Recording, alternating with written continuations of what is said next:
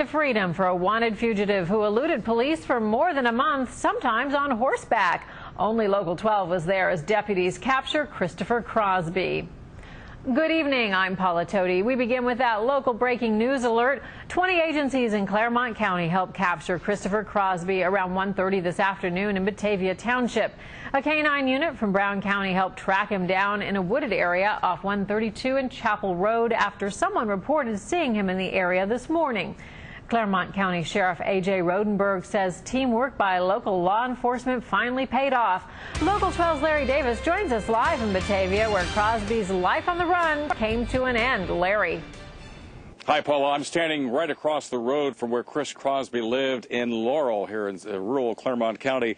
And a short time ago, I approached his father from a distance and asked him if he had comment about his son's arrest. He said he had nothing to say at this time. And then he continued on with the rest of the family.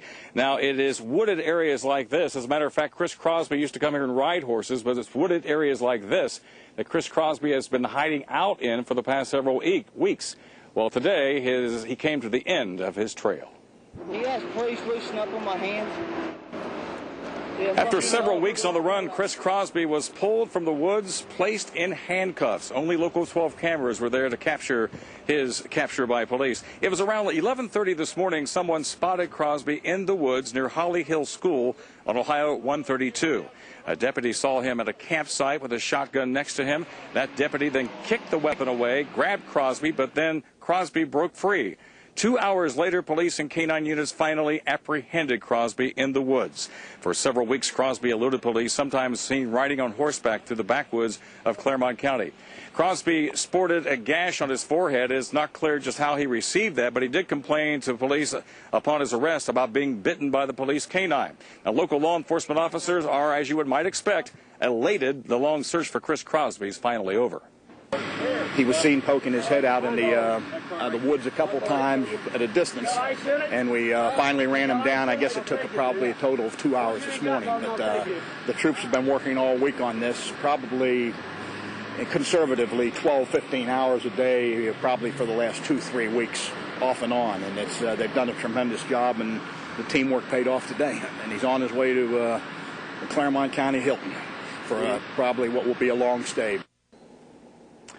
And indeed, not only Sheriff Rodenberg is hoping for a long stay, but others who have been victimized by Chris Crosby, allegedly, are also hoping for a long stay as well. Again, he's expected to be facing more charges on top of the ones he was facing originally.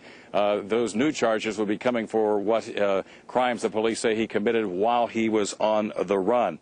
Now, many of the victims of Chris Crosby, the alleged victims, say they are relieved and now they can finally return to life as they once knew it.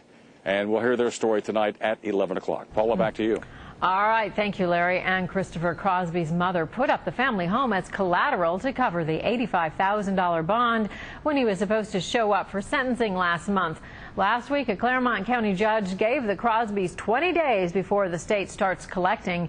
That means raising $85,000 or putting up something worth that amount to keep their home.